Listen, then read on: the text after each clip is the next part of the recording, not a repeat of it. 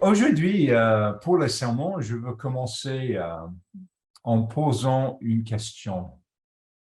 Si Dieu existe, où est-il? Où vit-il? Et plus important encore, comment pouvons-nous être avec lui? Il y a au moins deux aspects à considérer au sujet de la façon par laquelle nous pouvons trouver Dieu. Nous pourrions dire il vit partout. Il est omniprésent. Il est avec nous, par exemple, dans la pièce contenue à Bordeaux, à Narbonne, sur Zoom, etc. Il est omniprésent. Ou nous pourrions dire, il vit en moi. Il vit dans chaque membre qui a reçu le Saint-Esprit par l'imposition des mains, qui ont fait des décisions d'être baptisés. Dieu vit en moi, il vit en vous. Je suis, vous êtes le temple de Dieu. Nous pourrions dire aussi que nous venons en sa présence à différents moments, comme nous le faisons maintenant à l'Assemblée. Nous avons même chanté de ça. Nous avons déjà parlé de ça pendant cette Assemblée. Et bien sûr, toutes ces choses sont vraies. Mais si vous vous arrêtez un instant pour y réfléchir, ça n'a pas l'air logique, n'est-ce pas? Comment Dieu peut être partout si ensuite en nous dit de venir en sa présence? De plus, comment pouvons-nous venir en sa présence si le Christ vit déjà en nous? N'aurions-nous pas déjà été en sa présence ou avant de venir en sa présence? Vous comprenez, les trois choses sont vraies, mais qu'est-ce que ça veut dire? Parce qu'il y a un certain manque de logique. Et aussi, si Dieu vit en nous par l'intermédiaire du Saint-Esprit, comment pouvons-nous ne pas être en sa présence? Ou, pour le dire différemment, comment peut-il ne pas être en notre présence? Donc, ça, c'est un certain niveau. Ça, c'est un certain niveau académique, logique, etc. Mais il y a également un autre aspect au sujet de la façon par laquelle nous pouvons trouver Dieu. Cet aspect est à un niveau profondément personnel, le niveau relationnel, le niveau j'ai besoin de toi, le niveau Dieu, où es-tu? Où étais-tu quand ceci ou cela est arrivé?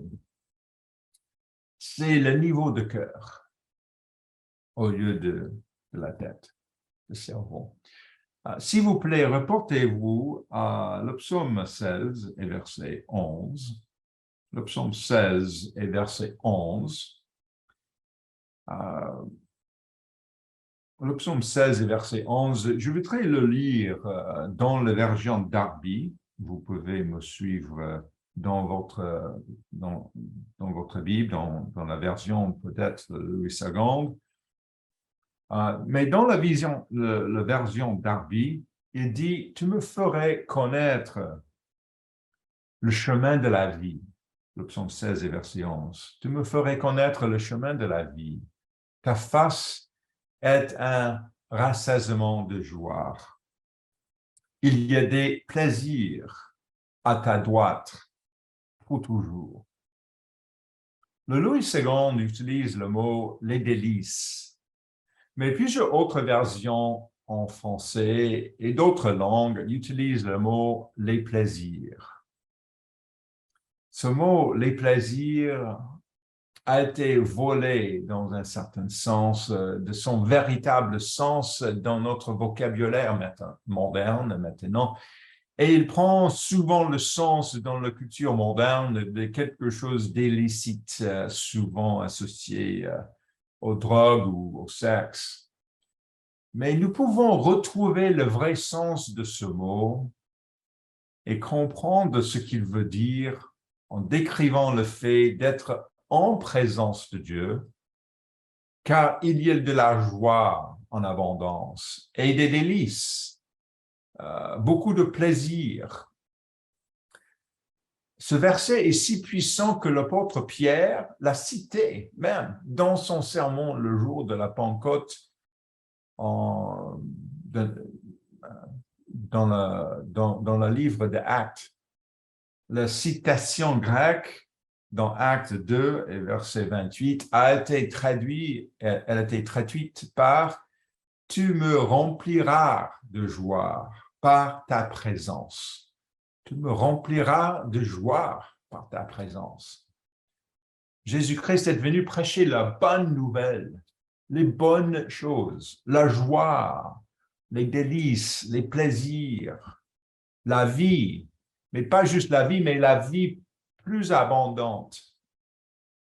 Nous pouvons souvent parler des difficultés à venir ou des défis à relever pour vivre une vie chrétienne. Mais Dieu veut nous bénir aussi et nous donner de bonnes choses. Il veut que nous vivons dans la joie et que nous nous réjouissons de ces bénédictions. Dieu dit qu'il va nous donner un diadème au lieu de la cendre, comme il est mentionné dans Isaïe 61, verset 3. Nous pourrions être n'importe où aujourd'hui, mais nous avons choisi de nous connecter à cette assemblée Zoom ou d'assister à des assemblées en personne. Nous avons choisi d'entrer en présent, nous avons choisi d'entrer en présence de Dieu, de venir devant Dieu. Et aujourd'hui, je veux parler de l'endroit où Dieu vit, et plus important encore, de la façon dont nous pouvons vivre avec lui, comment nous pouvons être en sa présence. Parce qu'en sa présence, il y a de la joie, les plaisirs, la vie, etc., comme j'ai cité dans le psaume 16 et verset 11. Nous allons d'abord parler de la question théologique de la présence de Dieu, de la façon dont Dieu peut être partout et que pourtant, nous pouvons quand même venir en sa présence. Et ensuite, nous allons parler de la question de cœur, de la manière d'être avec Dieu, de savoir que Dieu est là, que nous avons besoin de lui et que nous pensons, sans le savoir, de ne pas avoir besoin de lui de temps en temps. Le titre du message d'aujourd'hui est « La présence manifeste de Dieu ». La présence manifeste de Dieu. Et lorsque nous aurons terminé, je souhaite que nous pensions différemment à ce en quoi Dieu a mis sa présence, ce qu'il a rendu sacré. Donc, premièrement, parlons de l'omniprésence de Dieu et du fait de venir en sa présence. Donc, il y a des deux choses qui sont vraies, mais peut-être pas logiques, mais on peut voir que quand même, il est logique. Parce que notre but aujourd'hui même, c'est de comprendre qui est Dieu. De comprendre sa présence. Et qu'est-ce que ça veut dire? Donc, pour le premier point, reportez-vous s'il vous plaît à Matthieu 27. Matthieu 27 et verset 50. Matthieu 27 et verset 50. Nous allons lire l'un des versets le plus dramatique de la Bible. Il est difficile de ne lire que ce verset, car il y a tellement de sens et de l'importance dans le contexte du verset. Cependant, je veux commencer par ce verset et me concentrer sur quelque chose qui nous échappait souvent. Donc, lisons ça ensemble. Matthieu 27, verset 50. Jésus poussa de nouveau un grand cri et rendit l'esprit. Le verset 50 décrit le moment même de la mort de Jésus-Christ. Le plan de Dieu pour l'humanité est désormais accompli. Le Christ a donné sa vie pour nous afin que nous puissions vivre. C'est un moment incroyable. Et la première chose qui est partagée immédiatement après concerne la présence de Dieu. Remarquez le verset 51. Et voici, la voile du temple se déchira en deux, depuis le haut jusqu'en bas. Nous lisons ici que le voile du temple s'est déchiré. Exode 26 décrit ce rideau massif, probablement haut de 20 mètres. Imaginez, 20 mètres de haut qui séparait le lieu saint de lieu très saint, appelé aussi le Saint des Saints. Le Saint des Saints était le lieu où la présence de Dieu reposait sur l'arche de l'Alliance et où, une fois par an, un homme, pas une femme, pas un enfant, mais un homme seulement était autorisé à se trouver en présence de Dieu. Mais bien sûr, Dieu pouvait faire connaître sa présence à qui il voulait. Il a donné son esprit à des personnes autres que le souverain sacrificateur. Mais pour une personne ordinaire, comme vous et moi, elle n'avait accès à Dieu que par le biais de sacerdoce. Mais ici, à cet instant précis, quelque chose a changé.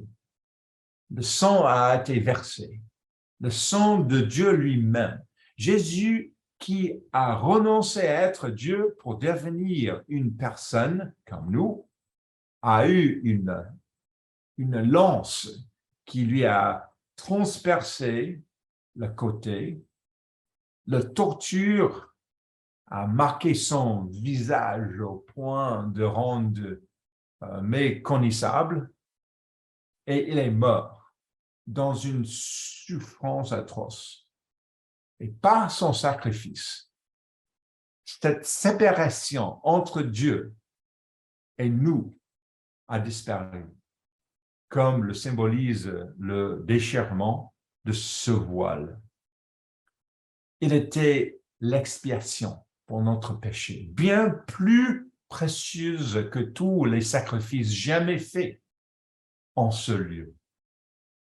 Et quelques 50 jours plus tard, le jour de la Pentecôte, Dieu plaça son esprit, sa présence dans ses disciples.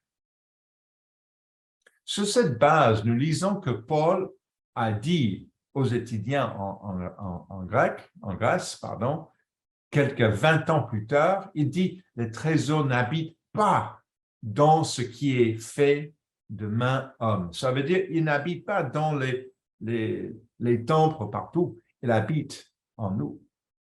Nous avons accès à Dieu, notre Père, et Jésus-Christ, notre frère aîné.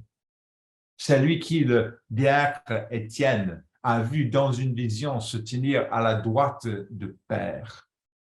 Nous avons nous tenir en sa présence. Et maintenant, nous vivons dans un monde sceptique, un monde basé sur la méthode scientifique d'investigation. Et donc, le simple fait que nous puissions nous trouver en présence de Dieu est remis en question, comme une pensée magique. Karl Marx la fameuse personne en Allemagne qui habite près de 200 ans. Karl Marx appelait la religion, quoi, comme l'opium du peuple. L'opium du peuple. Une façon condescendante de dire que les gens qui ont peu d'espoir et de moyens dans la vie s'accrochent à des systèmes de croyances comme une drogue pour soulager leur souffrance. Mais est-ce que bien le cas?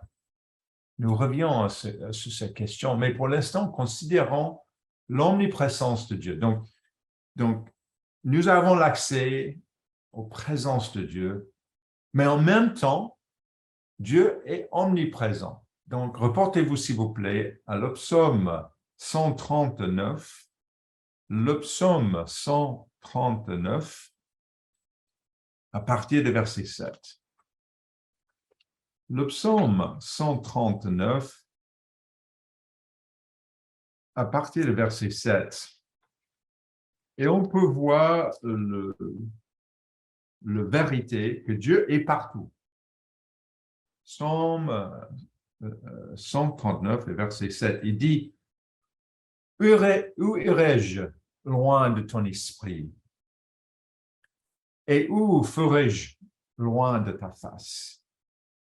Si je monte aux cieux, tu es là. Si je me couche au séjour des morts, tu vois là. Si je prends les ailes de l'horreur et que j'aille habiter à l'extrémité de la mer, là aussi ta main me conduira et ta droite me saisira. » Jonas a essayé de fuir. Le roi Saoul a essayé de se cacher. Le roi Nebuchadnezzar a été humilié. Personne ne peut échapper aux yeux de Dieu qui, comme le dit Proverbe 15, sont en tout Dieu. Nous savons également, grâce aux écrits de Paul, de l'apôtre Paul, dans 1 Corinthiens 3, que nous sommes le temple dans lequel l'Esprit de Dieu habite. Mais alors, si ces deux choses sont vraies, comment comprendre le fait de venir en présence de Dieu? Comment Dieu peut-il être partout et pourtant nous devons venir en sa présence? Pour répondre à cette question, reportez-vous s'il vous plaît à Hébreux 10. Hébreux 10 et verset 19. Le livre des Hébreux, chapitre 10 et verset 19. Verset 19. Il dit, « Ainsi donc, frères, nous avons au moyen du sang de Jésus une libre entrée dans le sanctuaire. » Verset 20. « Par la route nouvelle et vivante qu'il a inaugurée pour nous au travers du voile, c'est-à-dire de sa chair. » L'auteur des Hébreux nous rappelle le voile, de séparation, étant l'analogie pour dire que nous traversons le voile grâce au cours brisé de Jésus, par le moyen de la Pâque et en prenant en nous, symboliquement parlant, le chair de Jésus. Ce voile qui a été coupé en deux nous permet d'entrer en présence de notre Père céleste. Et maintenant, remarquez verset 21. Et nous avons un souverain sacrificateur établi sur la maison de Dieu. Verset 22. Approchons-nous donc avec un cœur sincère, dans la plénitude de la foi, les cœurs purifiés d'une mauvaise conscience et le cœur lavé d'une eau pure. Le clé est le verset 22. Il nous est dit de s'approcher, Approchons-nous donc. Dieu est là. Nous devons aller vers lui. Et en pratique, qu'est-ce que cela signifie? Comme pour anticiper cette question, l'auteur des Hébreux poursuit la réflexion au verset 23 et fait une référence spécifique aux assemblées de sabbat. Verset 23. Retenons fermement la profession de notre espérance, car c'est lui qui a fait la promesse est fidèle. Veillons les uns sur les autres pour nous exciter à l'amour et aux bonnes œuvres. N'abandonnons pas notre assemblée, comme c'est la coutume de quelques-uns, mais exhortons-nous réciproquement, et cela d'autant plus que vous voyez s'approcher le jour. Vous savez, le loi de Lévitique 23 dit que le jour de sabbat, il doit y avoir une assemblée sacrée. Dieu a placé sa présence en ce jour-là. Ça, c'est la définition de sacré. La définition de sacré, ça veut dire que Dieu est là dans ce lieu ou dans cette situation. Dieu a placé sa présence en ce jour et l'assemblée en ce jour. Et lorsque nous nous approchons, quand il a mentionné en verset 22, pour nous présenter devant Dieu dans cette assemblée, nous entrons en sa présence. Le psaume 100, verset 22, ce n'est pas nécessaire de les reporter, dit « Poussez vers l'Éternel des cris de joie, venez avec allégresse en sa présence. » Et nous avons déjà chanté quelque chose comme ça. Venons avec allégresse en sa présence. Et selon le commentaire biblique d'Expositeur, le contexte de ce verset est que nous nous présentons devant Dieu un jour de fête, un jour saint, un jour rendu saint par Dieu qui y met sa présence. Ce n'est qu'un exemple. Ce n'est qu'un exemple du livre des Hébreux et de les Psaumes. Il existe de très nombreuses façons d'entrer en présence de Dieu et nous allons en discuter. Donc, pour distinguer l'omniprésence de Dieu des situations, des situations, lieux et moments spécifiques que Dieu appelle sacrés. Donc, pour distinguer la différence entre l'omniprésence de Dieu et des situations, les lieux et les moments spécifiques que Dieu appelle sacrés, il y a un terme que les érudits bibliques utilisent souvent, et le terme est la présence manifeste de Dieu. La présence manifeste de Dieu, qui décrit les circonstances dans lesquelles Dieu manifeste sa présence à nos yeux d'être humain. Donc, regardez avec moi 1 Thessaloniciens 5. 1 Thessaloniciens 5 et verset 20. 1 Thessaloniciens 5 et verset 20.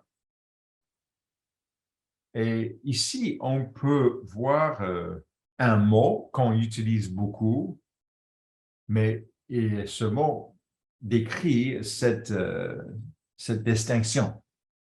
1 Thessaloniciens 5 et verset 20, il dit « Ne méprisez pas les prophéties, mais examinez toutes choses.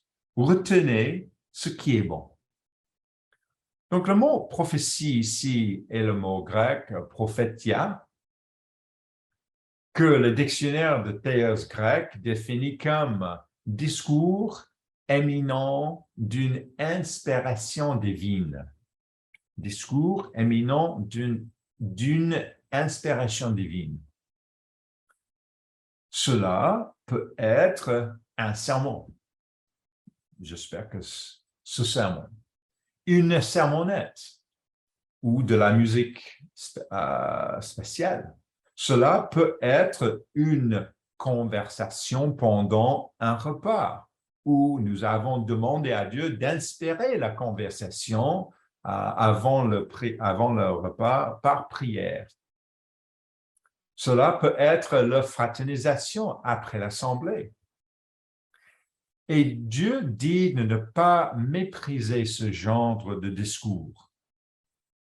Au contraire, il dit au verset 21, « Examinez toutes choses et retenez ce qui est bon. » Donc, Dieu manifeste sa présence en espérant les mots, et il a donc quelque chose dans le sermon pour nous et pour quelqu'un d'autre.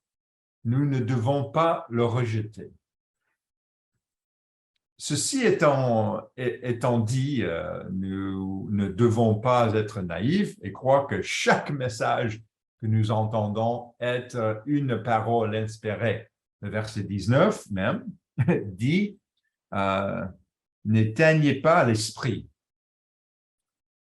Peut-être que l'orateur, en préparant le message, était aux prises avec un problème personnel et n'était pas dans un esprit de repentance. Peut-être a-t-il préparé le message sans prier à son sujet.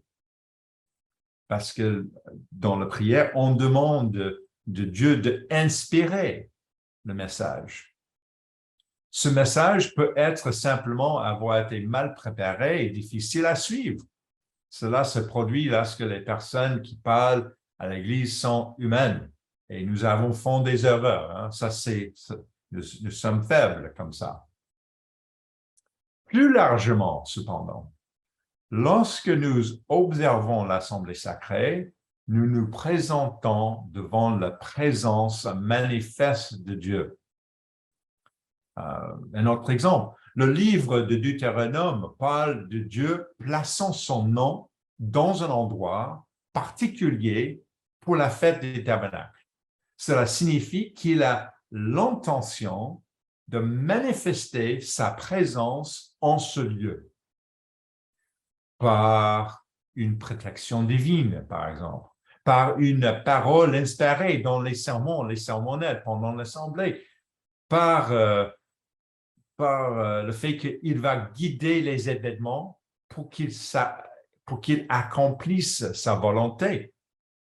Vous savez bien que pendant la fête, peut-être vous allez rencontrer quelqu'un et Dieu va inspirer la conversation. Même, il y a des gens qui sont rencontrés leurs futurs partenaires de mariage pendant la fête. Ça, c'est l'inspiration de Dieu. Ça, c'est la manifestation de la présence de Dieu. Dieu guide les choses pendant l'assemblée, pendant la fête.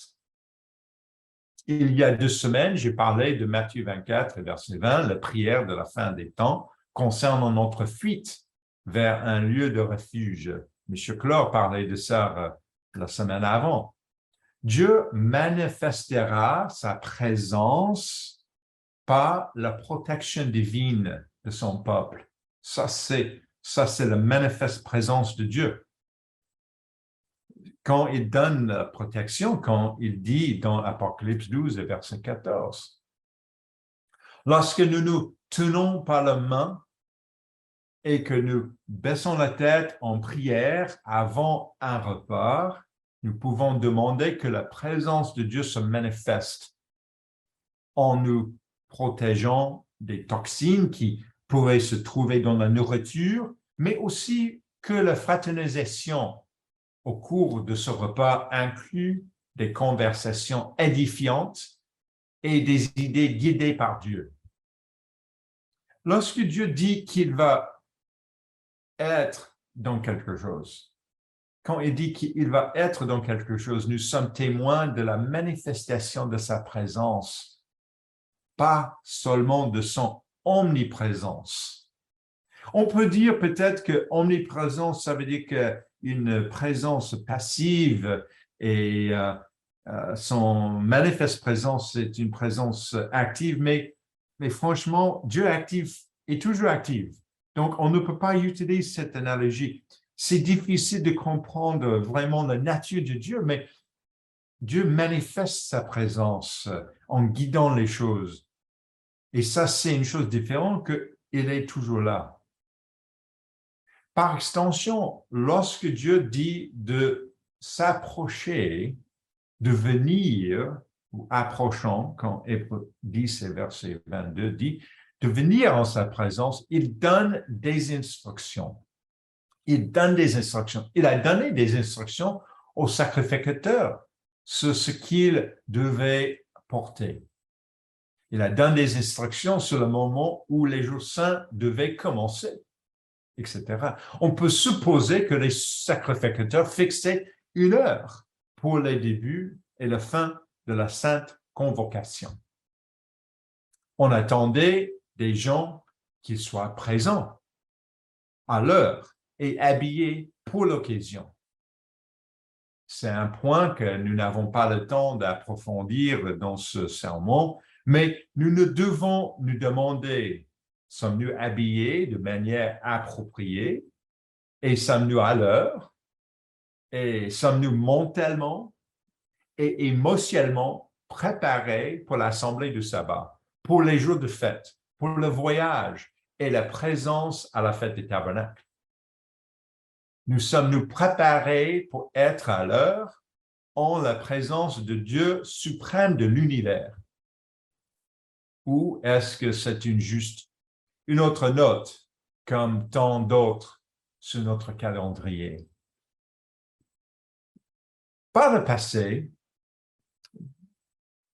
il y a des années, nous avons probablement accordé trop d'importance à la forme extérieure du culte, d'adoration, et pas assez à la substance.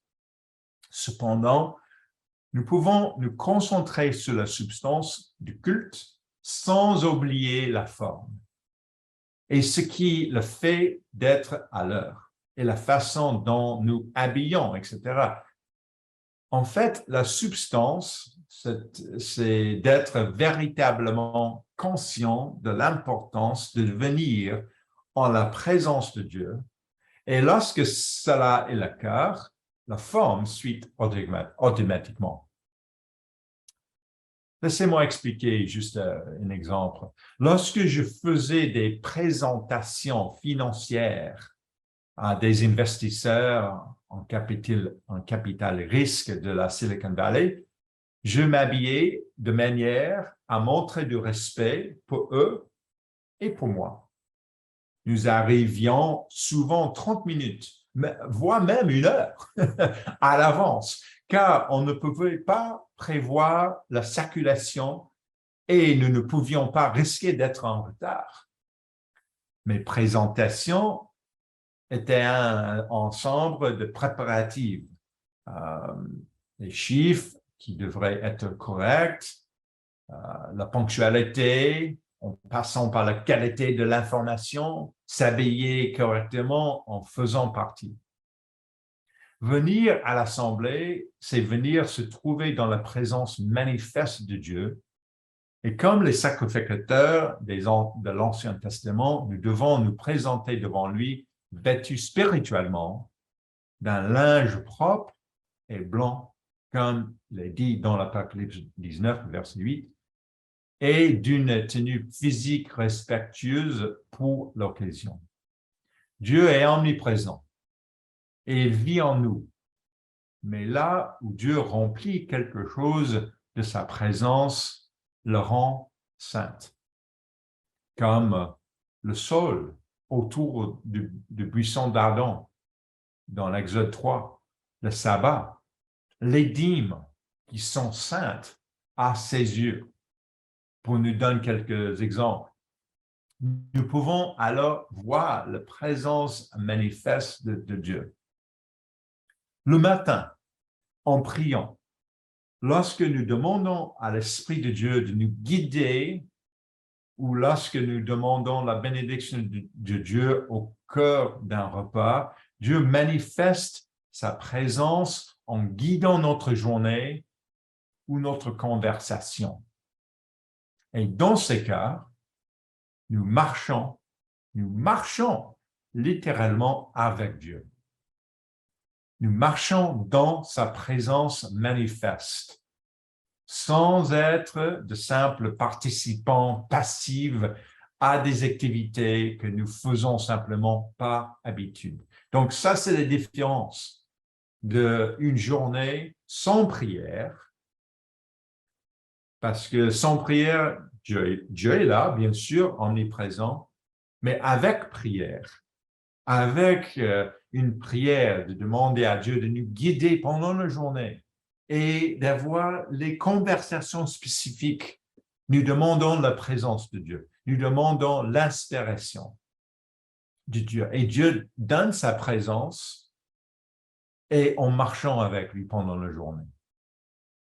Donc, ça, c'est la différence entre omniprésence et la présence manifeste. Mais franchement, ça, c'est juste les termes. Pour comprendre Dieu, on peut comprendre dans un certain sens, mais on voit sur une fenêtre pas très claire. Mais ça, c'est juste pour comprendre la différence. Deuxième point. Le deuxième point, un autre aspect que nous permet de comprendre où Dieu vive se situe à un niveau plus profond, celui du cœur. Être là où il vit signifie être dans un lieu où nous allons lorsque nous nous trouvons en difficulté, même si nous devrions y aller beaucoup plus souvent. Être en présence de Dieu signifie être dans une relation, un état d'esprit qui remettre sur tous les fardeaux qui nous pèsent. Parce que nous avons des fardeaux, nous avons des difficultés, nous avons des choses qui viennent dans notre vie qui sont très difficiles. Reportez-vous, s'il vous plaît, à Matthieu 11. Matthieu 11, verset 28. Matthieu 11, verset 28. C'est le verset que je cite souvent lorsque les gens me demandent quel est mon passage biblique préféré. Même j'ai cité ça pendant le jour de la Pentecôte, près de Narbonne. Devant tout le monde, nous avons eu une chance de partager nos passages bibliques préférés. Ce verset parle d'un lieu de refuge spirituel, un lieu où le poids du monde ne pèse plus sur nos épaules. Plus encore, on est voir un endroit où nous nous effondrons et où Dieu nous porte. Matthieu 11, verset 28. Venez à moi, vous tous qui êtes fatigués et chargés, et je vous donnerai de repos. Prenez mon jeu sur vous et recevez mes instructions, car je suis doux et humble de cœur, et vous trouverez le repos pour vos âmes. Venez à moi. Quelle belle invitation. Venez à ma présence. Ne reste pas dehors. Ne te sens pas seul. Ne séparez pas. Je suis là pour toi. Parlons-en. Tout va bien se passer. Ça, c'est l'invitation ici.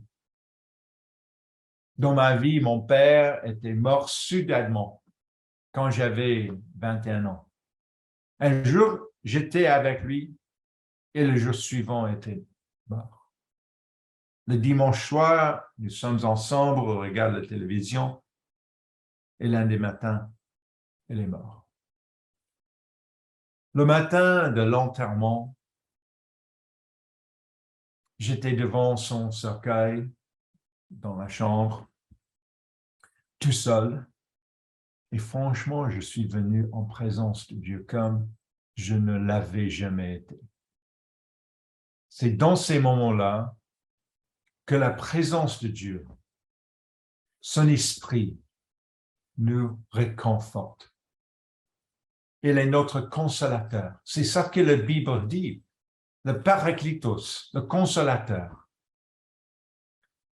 Et même j'ai parlé avec des veuves de leur chagrin. J'ai entendu leurs histoires sur la présence de Dieu, une présence qui donne du repos à leurs âmes en peine. Aucun agnostique, aucun athée ne peut comprendre le réconfort transcendant qui vient du fait d'être en présence de Dieu. L'argent, la célébrité ne peuvent s'en approcher. Reportez-vous, s'il vous plaît, à le psaume 130. Le psaume 130, et verset 1.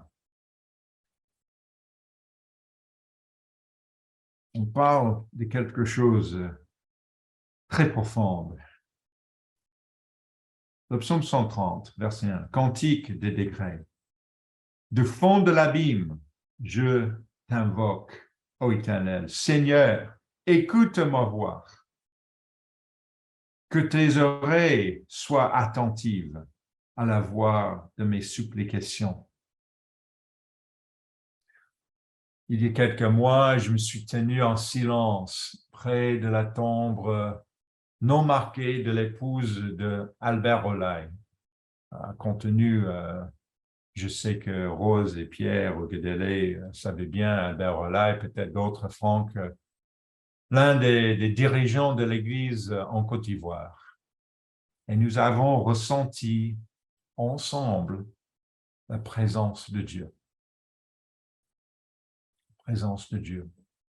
Parce que M. Olay a perdu sa femme en avril, sa femme qui avait 52 ans, pas plus peut-être. Et dans les situations difficiles comme ça, la présence de Dieu nous réconforte. En temps de guerre, de danger, de crise de santé, au travail, en famille, en cas de dépression, de désespoir, nous pouvons entrer en présence de Dieu dans la prière, la méditation, la lecture des passages bibliques ou la fraternisation avec un ami. Et le réconfort est là. La présence de Dieu devrait être dans la bénédiction des petits-enfants.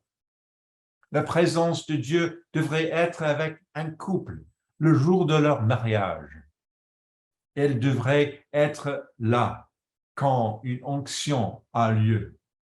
Elle devrait être dans l'obscurité et dans la lumière, et au lever et au coucher. Sans être en présence de Dieu, sans être en relation avec lui, nos efforts pour mener une bonne vie ne sont que nos efforts. Ne sont que nos efforts. Ce n'est que par la présence de Dieu que nous pouvons éviter de nous laisser le bien faire. Parce qu'après un certain temps, c'est pénible, c'est trop difficile. Il faut avoir l'Esprit de Dieu en nous, la manifeste présence de Dieu en nous.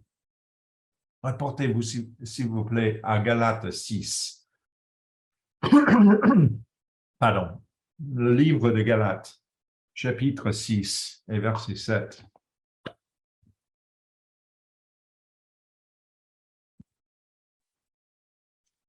On peut voir ici l'exhortation de l'apôtre Paul concernant l'esprit et l'importance de la présence de Dieu en nous. Il dit dans Galates 6, verset 7, que celui à qui l'on enseigne la parole fasse part de tous ses biens à celui qui enseigne. Il dit, verset 7, ne vous y trompez pas, on ne se manque pas de Dieu. Ce qu'un homme aurait sémé, il la moissonnera aussi.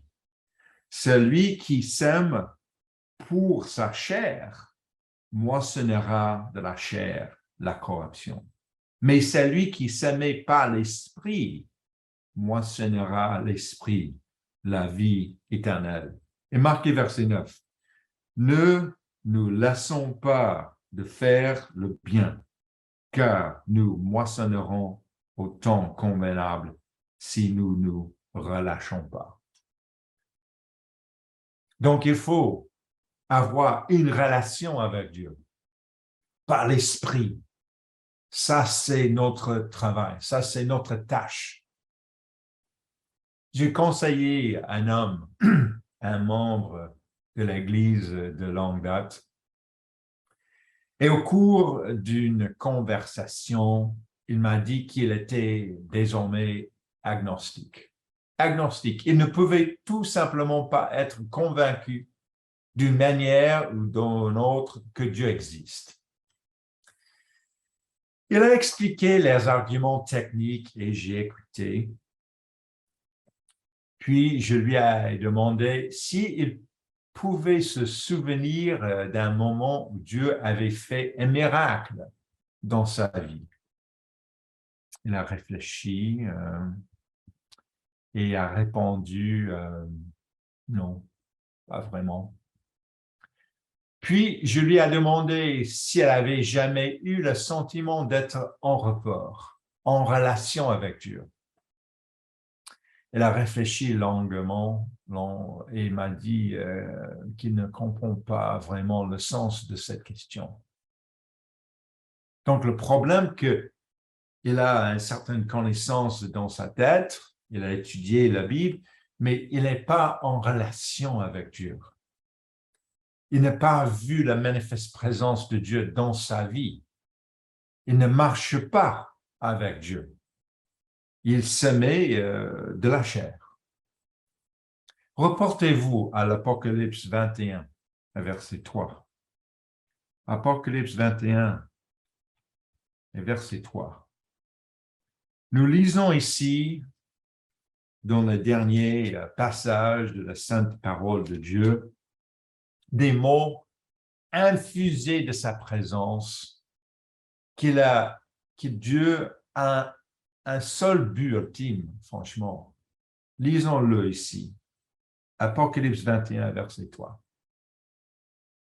Je t'entendis de trône une forte voix qui disait, voici le tabernacle de Dieu avec les hommes. Il habitera avec eux et ils seront son peuple et Dieu lui-même sera avec eux. Le tabernacle, c'est le demeure de Dieu, est avec nous, avec les personnes, avec l'homme. Dieu veut vivre avec nous. Ça, c'est son but ultime. Il veut vivre avec nous.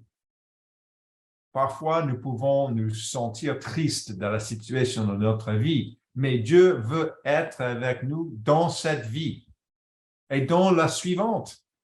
Ça, c'est le but de toutes ces choses.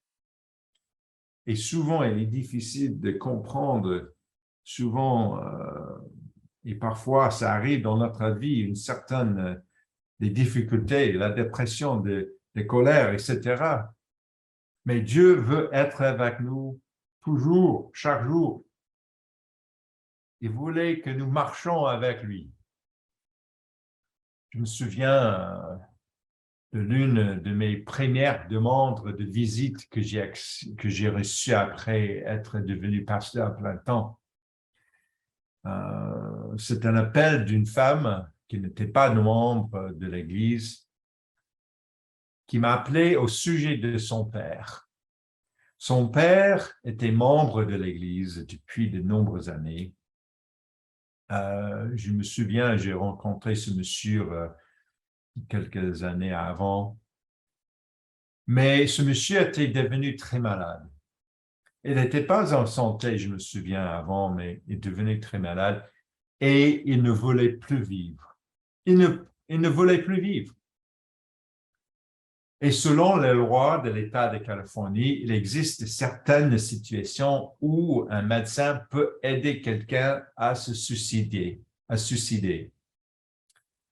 Et il pensait que cette loi s'appliquait à son cas et voulait mettre fin à ses jours grâce à un médicament qui lui serait administré par un médecin. Cet homme vivait dans une maison avec sa fille adulte et ses petits-enfants. Et sa fille était très inquiète et elle m'a demandé quelle était la position de l'Église de Dieu.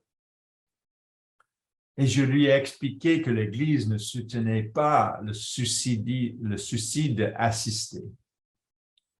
Et elle a dit que c'était ce qu'elle pensait et m'a donc demandé de venir parler à son père. Donc, en arrivant à la maison, j'ai rencontré sa fille et plusieurs de ses petits-enfants et elle m'a fait entrer dans sa chambre. Et elle était très malade. Elle était dans la chambre depuis longtemps. Il est difficile pour lui de respirer. Il ne pratique pas à bouger. Et je l'ai écouté. Je l'ai encouragé. Et lui a rappelé ce que le 7e commandement signifiait même en ce qui concerne notre propre vie. Il était déprimé par son incapacité de voyager, même de bouger, et de vivre le genre de vie qu'il voulait. Je ne peux pas imaginer sa souffrance et ce qu'il ressentait, mais je lui ai rappelé que Dieu sera là pour lui. Je ne savais pas quelle serait sa décision quand j'ai quitté sa maison, mais j'ai prié pour que Dieu le réconforte et l'aide. Et j'étais convaincu que Dieu était là pour lui, même dans les situations difficiles. Et 2 ans plus tard, j'ai reçu un courriel de sa fille qui me disait que son père venait de mourir la veille, tranquillement et dans son sommeil. Elle avait choisi de laisser Dieu décider du moment de sa mort. Elle m'a remercié pour les 2 années supplémentaires et spéciales qu'elle a pu passer avec son père et aussi ses enfants peuvent passer avec leur grand-père suite à ma visite.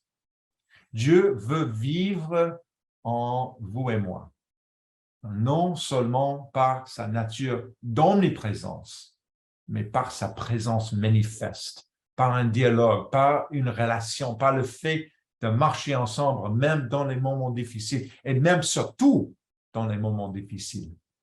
Nous pouvons accéder à cette relation vivante par le biais de ce que Paul appelle dans 2 Corinthiens 1, un acompte de Saint-Esprit. Ça, c'est la partie cool. Ça, c'est la partie qui ouvre la porte à une vie comme nulle autre. Il cherche la tristesse. Il nous donne une vision différente des choses. Plus de vision, de lumière et de l'espoir, le plaisir. Cette relation vivante nous donne de la force. De la force.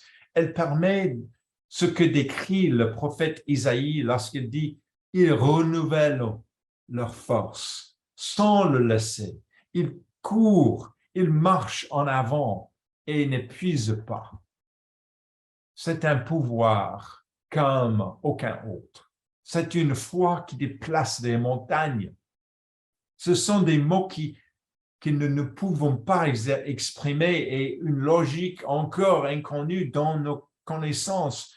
Mais c'est la grandeur de Dieu qu'il va partager avec nous si nous sommes prêts à le laisser entrer. La présence de Dieu est au milieu de nous, même maintenant, à cette assemblée de sabbat.